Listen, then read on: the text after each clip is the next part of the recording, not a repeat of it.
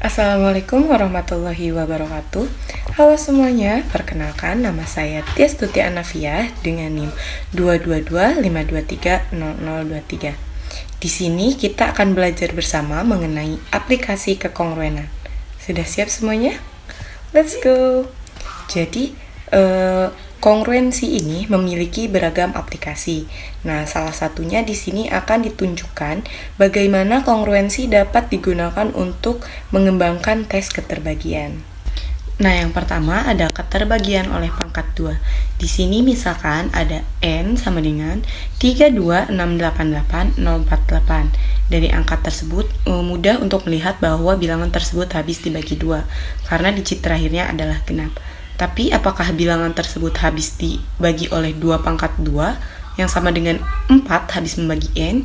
Apakah 2 pangkat 3 sama dengan 8 habis membagi N? Apakah 2 pangkat 4 sama dengan 16 habis membagi N? Dan seterusnya. Untuk menjawab pertanyaan-pertanyaan tersebut, mungkin kita akan diskusikan hal berikut ini. Dapat dilihat dari kongruensi di atas seperti ini bahwa hal tersebut memberitahu kita untuk menentukan apakah suatu bilangan bulat habis dibagi 2. Dari sini kita hanya perlu memeriksa digit terakhirnya untuk keterbagian oleh 2. Demikian pula untuk menentukan apakah N habis dibagi 4, kita hanya perlu memeriksa bilangan yang terbentuk dari 2 digit terakhir dari N. Untuk keterbagian dari 8 sendiri, kita memeriksa 3 digit terakhir dari N dan seterusnya. Jadi secara umum, untuk menguji keterbagian oleh 2C, kita hanya perlu memeriksa bilangan yang terbentuk dari C digit terakhir dari N untuk keterbagian oleh 2C. Ini diberikan contoh, N sama dengan 32.688.048. Kita melihat bahwa 2 membagi N karena 2 habis membagi 8, 4 membagi N karena 4 habis membagi 48, 8 habis membagi N karena 8 habis membagi 48, 16 habis membagi N karena 16 habis membagi 8048. Tetapi 32 tidak membagi N karena 32 tidak habis membagi 88.048. Nah, yang kedua adalah keterbagian oleh pangkat 5. Jadi, untuk mengembangkan uji keterbagian dengan pangkat 5, pertama-tama perhatikan bahwa 10 kongruen dengan 0 modulo 5. Dan kita memperoleh 10 pangkat C kongruen dengan 0 modulo 5 pangkat C.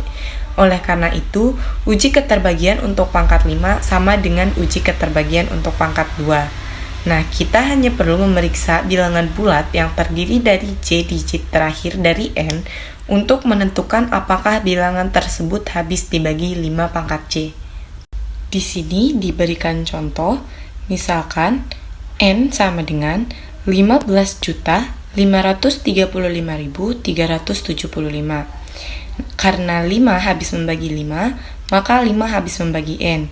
Dan karena 25 habis membagi 75, maka 25 habis membagi N. Karena 125 habis membagi 375, maka 125 habis membagi N. Tetapi karena 625 tidak habis membagi 5375, maka 625 tidak habis membagi N. Yang ketiga adalah keterbagian oleh 3 dan 9. Perhatikan bahwa kongruensi 10 pangkat K kongruen 1 modulo 3 dan 10 pangkat K kongruen 1 modulo 9 berlaku. Oleh karena itu, bilangan dengan digit AK, AK-1 sampai A1A0 dalam basis 10 sama dengan AK dikali 10 pangkat K ditambah AK-1 dikali 10 pangkat K-1 ditambah sampai dengan A1 dikali 10 ditambah A0 kongruen dengan jumlah digit-digitnya yaitu AK plus AK-1 ditambah sampai dengan A1 ditambah A0 modulo 3 dan modulo 9.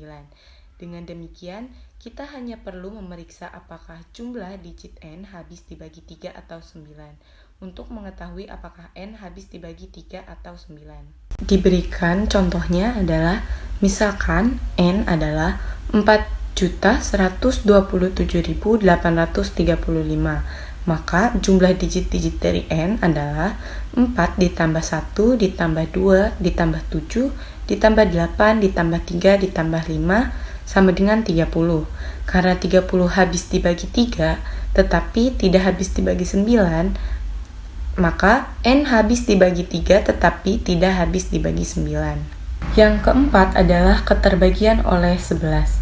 Sebuah tes sederhana dapat ditemukan untuk keterbagian oleh 11 karena 10 kongruen dengan negatif 1 modulo 11, maka bilangan dengan digit AK, AK-1 sampai A1A0 dalam basis 10 kongruen dengan AK dikali negatif 1 pangkat K ditambah AK-1 dikali negatif 1 pangkat K-1 ditambah sampai dengan dikurangi A1 ditambah A0 modulo 11. Hal ini menunjukkan bahwa bilangan dengan digit AK, AK-1 sampai A1, A0 basis 10 habis dibagi 11 jika dan hanya jika A0 dikurangi A1 ditambah A2 dikurangi sampai dengan ditambah negatif 1 pangkat K, AK, yaitu bilangan yang terbentuk dari penjumlahan dan pengurangan bergantian.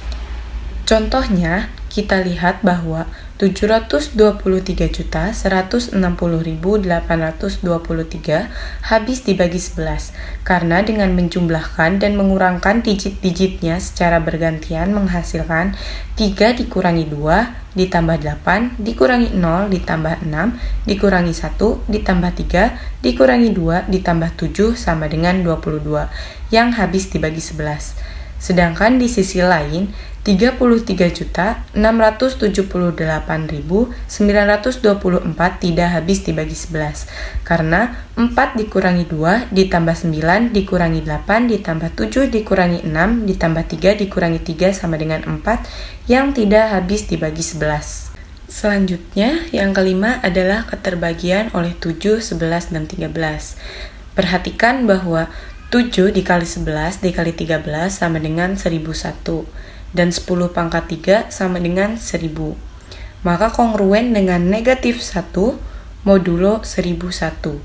Oleh karena itu, perhatikan kongruensi berikut ini. Nah, kongruensi ini menunjukkan bahwa suatu bilangan kongruen dengan 1001 terhadap bilangan tersebut dapat diperoleh dengan menjumlahkan dan mengurangkan jumlah blok 3 digit berturut-turut dari ekspansi desimal bilangan asli, di mana digit-digitnya dikelompokkan dalam blok 3 angka dimulai dari digit paling kanan. Akibatnya, keterbagian oleh 7, 11, dan 13 adalah faktor dari 1001. Untuk menentukan apakah suatu bilangan habis dibagi 7, 11, atau 13, kita hanya perlu memeriksa apakah jumlah berselang-seling dan selisih blok-blok 3 digit tersebut habis dibagi oleh 7, 11, atau 13. Di sini misalkan contohnya N sama dengan 59.358.208 karena jumlah berselang-seling dan selisih dari bilangan-bilangan yang terbentuk dari blok-blok 3 digit yaitu 208 dikurangi 358 ditambah 59 sama dengan negatif 91 habis dibagi oleh 7 dan 13 tetapi tidak oleh 11. Maka N habis dibagi oleh 7 dan 13 tetapi tidak oleh 11.